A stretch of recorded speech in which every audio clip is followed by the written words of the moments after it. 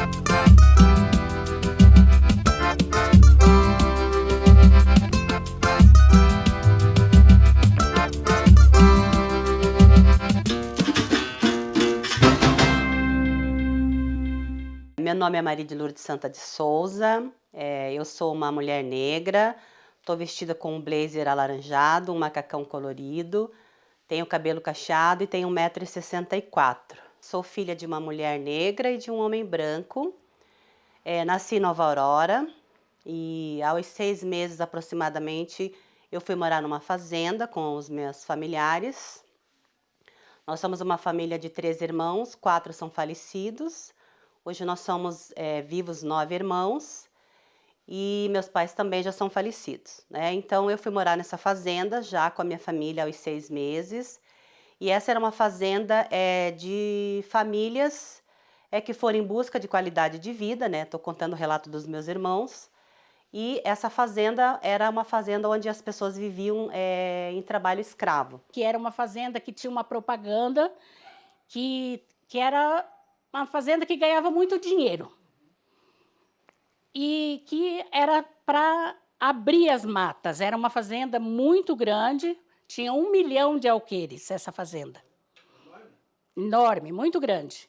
E a gente foi morar nessa fazenda.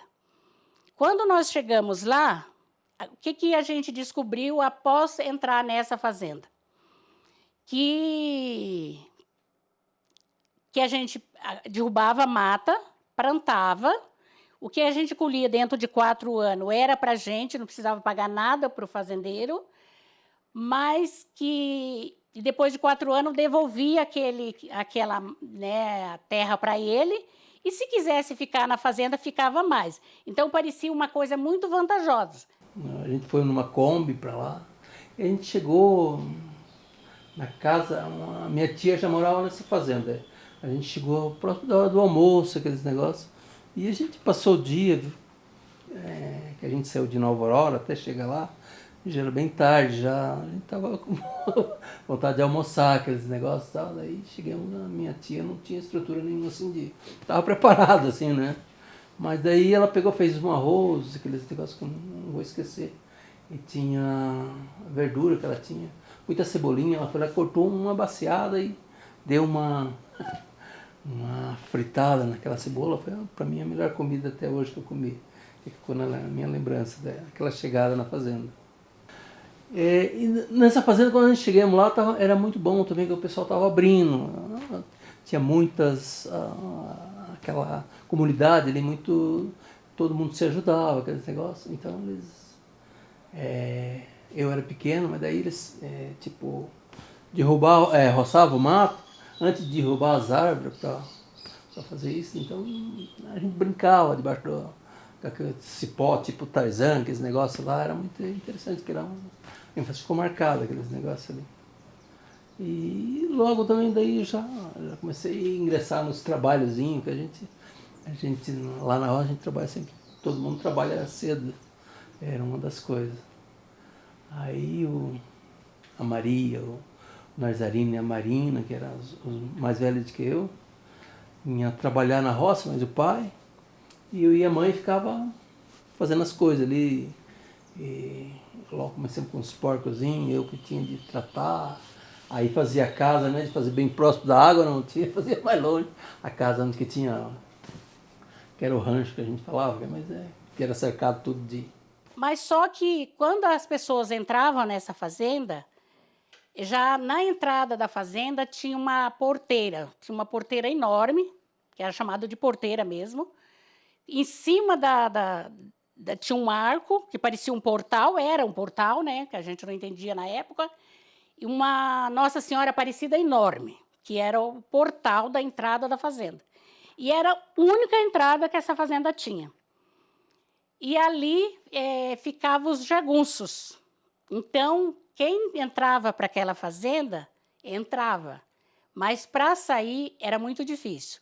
Dentro da fazenda, eles tinham de tudo.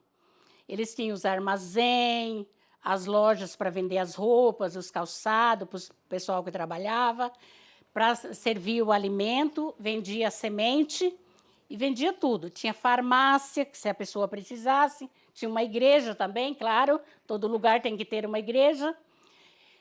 E a pessoa ia trabalhando, entrava para trabalhar com o pensamento de que eu vou colher e vou vender. Só que, na hora de vender, eles não permitiam que vendesse a mercadoria que colheu, que daí a gente plantava de várias coisas, soja, feijão, milho, hortelã, tinha muita plantação de hortelã e soja. Não podia vender para fora, tinha que vender para eles e o preço que eles queriam pagar. Então, se o preço tivesse, por exemplo, R$5, né, por exemplo, o quilo de uma coisa, eles pagavam tipo R$1,50, R$2. Era o máximo que eles pagavam. E aí, como as pessoas ficavam colhendo, pegando mercadoria, roupa, calçado, remédio, tudo que a gente precisa, então adquiria o quê? Uma dívida na fazenda. E as pessoas não conseguiam sair por causa da dívida que ficava na fazenda. E se alguém quisesse passar a sair, aí os jagunços matavam. Aí eu e a Maria, a Marina, daí nós fomos trabalhar aqui depois, era boia fria que falava lá, né? Não sei como é que fala hoje, mas a gente trabalhava de boia fria. Eu fazia o trabalho aí eles chamavam, quem puxava água era bombeiro. A gente ia buscar água para distribuir para as pessoas que estavam trabalhando ali, aqueles negócios. Então daí era uma que eu não esqueço dessa fazenda, aqueles negócios. E tipo assim, uma coisa que daí na fazenda tinha esses jagunços que a gente tinha medo, aqueles negócios de... Eles estavam sempre cuidando, aqueles negócios, tinha a fazenda, você chegava lá, você só via eles no canto, assim, sempre cuidando das pessoas. E uma cena que eu não... Foi assim bem triste que eu vi, né? Um conhecido da gente trabalhava junto com a gente lá, né?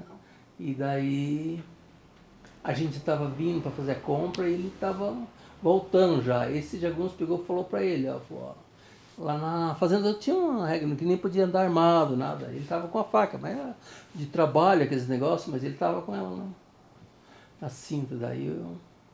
Ele foi até uma altura, daí o outro vizinho nosso estava vindo com uma carreta para descarregar, uma carreta de trator, assim, para descarregar. Voltou quando ele falou, depois deu uma carona para voltar, né? Foi isso que aconteceu. Quando ele chegou na sede da fazenda, o jagunço pegou e falou para ele assim: você foi na tua casa e não guardou a faca. Então, não deu nem tempo dele falar nada. Matou o cara ali na frente, né?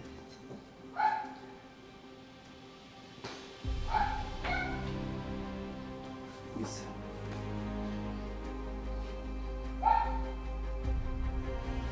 Uma coisa que marcou muito foi isso aí também. Tinha tanto ninguém falar para dentro da comunidade, alguma coisa. Mas acho que eu não vou falar mais nada. Tá, desculpa.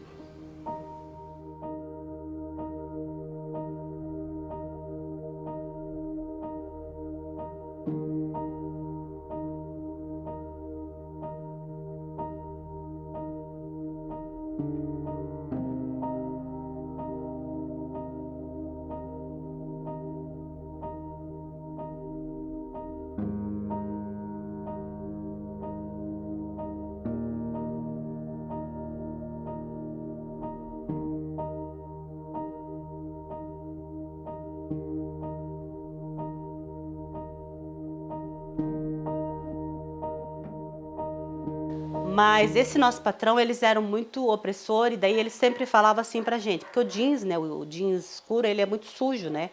A gente saía tudo azul da fábrica, né? Cara, mão. E ele falava assim que nós, costureiras, nós éramos burras de cargas, que a gente usava as mãos, os pés, mas não usávamos a cabeça. E aí, todas as vezes que eu ouvia ele falar isso, eu sentia muita raiva. E aí, como eu ficava com muita raiva, eu trabalhava muito rápido, porque eu ia ficar... Pisava naquela máquina de overlock, assim, pensando naquilo, e eu falava assim, eu vou estudar e eu nunca mais na minha vida quero ser chamada de burra de carga. E aí foi o que eu fui fazendo, né? Daí fiquei um tempo na costura, e aí depois eu recebi uma proposta para trabalhar como auxiliar de serviços gerais no Colégio das Irmãs da Divina Providência. Sou a irmã Emirene Paulo dos Santos, nascida em Criciúma.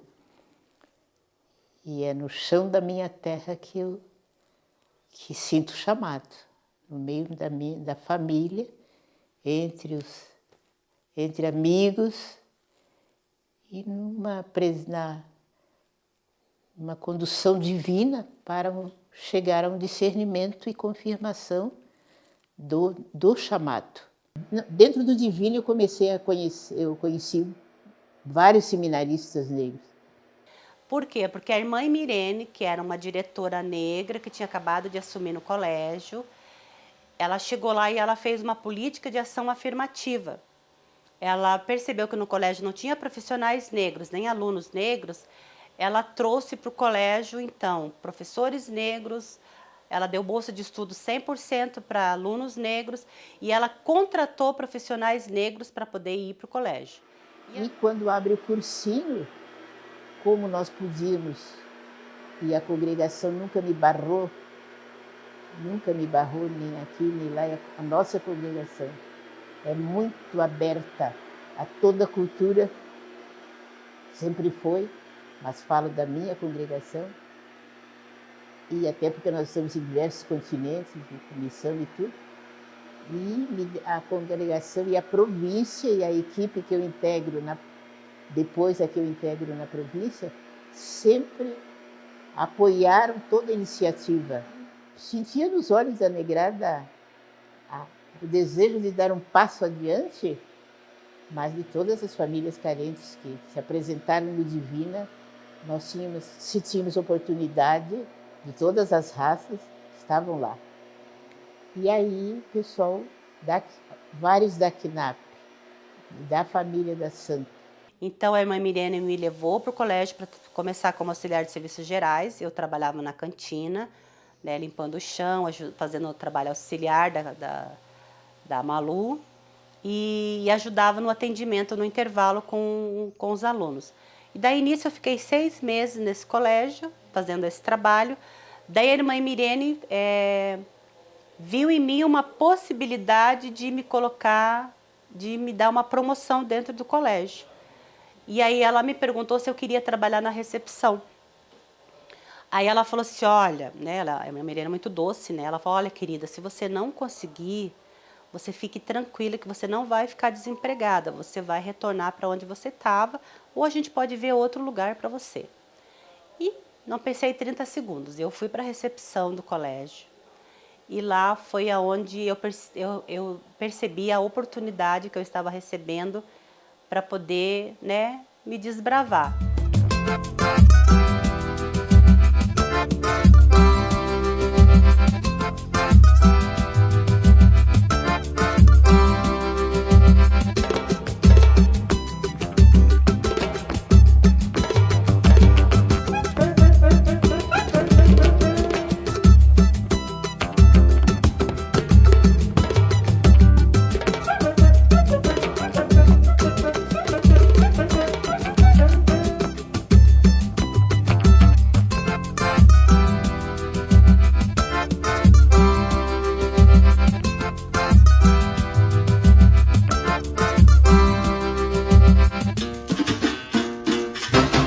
Eu fiquei, né, 4 anos trabalhando no Divina. Em 98 eu comecei a fazer a graduação de pedagogia. E daí em 1999, o deputado federal, doutor Rosinha, foi eleito deputado federal. Em 88 fui eleito vereador em Curitiba, 90 e 94 eleito deputado estadual e de 98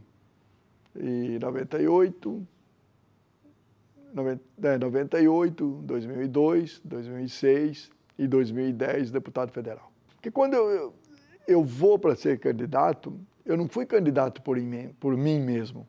Eu fui candidato por um coletivo que decidiu que deveria colocar alguma pessoa daquele coletivo como candidato. E no caso eu fui. E nesse primeiro coletivo que eu fui candidato, foi o coletivo de servidores públicos de Curitiba, na primeira que eu fui eleito, não na primeira, nas 2 primeiras candidaturas minhas teve esse caráter, mas eu fui eleito só na segunda. Aí, com o mandato de vereador, abre outras perspectivas além do servidor, por ser médico, e comecei a me inserir no movimento popular com mais afinco, porque eu já era inserido. Eu já tinha inserção como médico no movimento popular, organizando a associação de moradores, organizando manifestações populares junto com a população dos bairros. Então eu vinha de uma construção, eu sou fruto de uma construção coletiva. E eu fazia parte da ACNAP. Desde 1996, eu já fazia defesa do movimento negro dentro, comecei, né, na luta pela defesa da comunidade Paiol de Telha, em Guarapuava.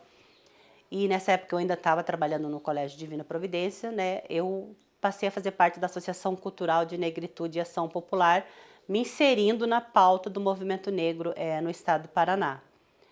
Então, assim, daí eu já fui ser diretora da ACNAP e já atuava em todas as frentes da questão racial no estado do Paraná. E aí, como eu trabalhava no colégio, então eu fui fazer pedagogia e aí, em 99, o Rosinha se elegeu para deputado federal, o movimento negro tinha apoiado ele para ser deputado, e aí a ACNAP fez uma reunião e tinha uma vaga, né, um cargo de assessoria disponível para o movimento negro. Quando a Santa veio trabalhar comigo, não fui eu que escolhi, começa aí, né? Nós abrimos o debate, tem tantos cargos de assessoria, então nós vamos ter assessoria em quais áreas? As áreas que construiu a candidatura vitoriosa. Aí o movimento negro estava presente, esse grupo presente, essas lideranças presentes, se reuniram e definiram que era a Santa que vinha. Então, a Santa não foi escolha minha. A Santa foi escolha das pessoas que viam nela uma representatividade.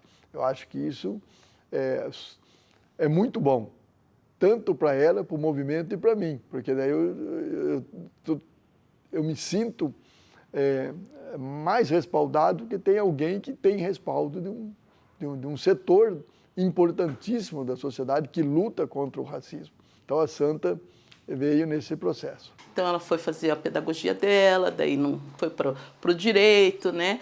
A Santa foi para o lado mais partidário também, né?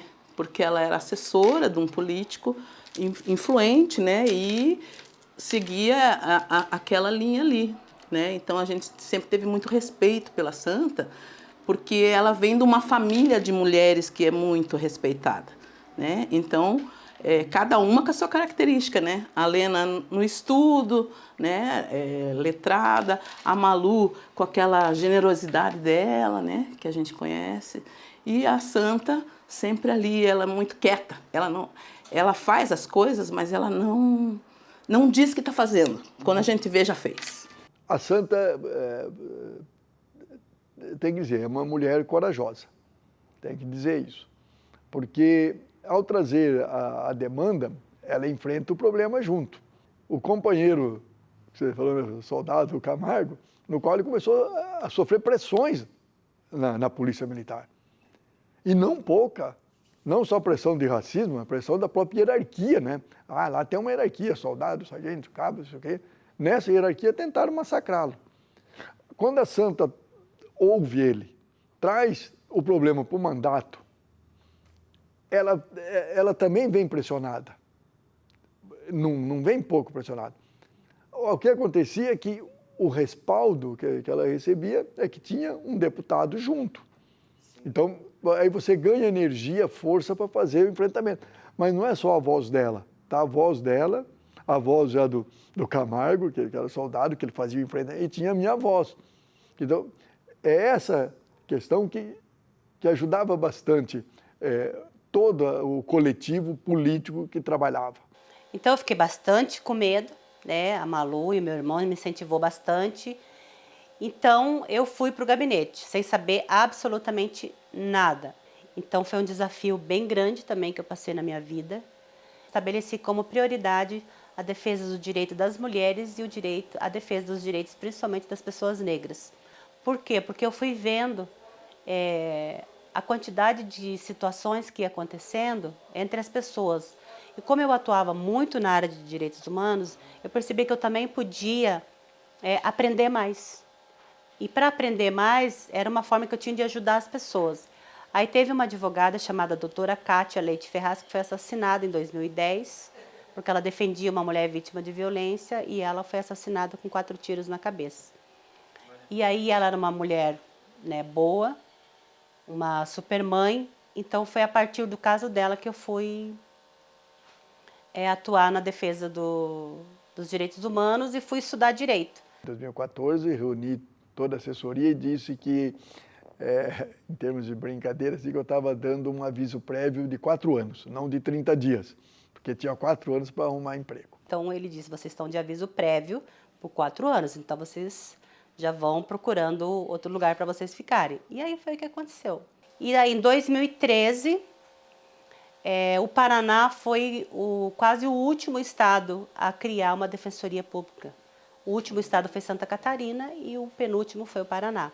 E nós conseguimos elaborar a lei, né?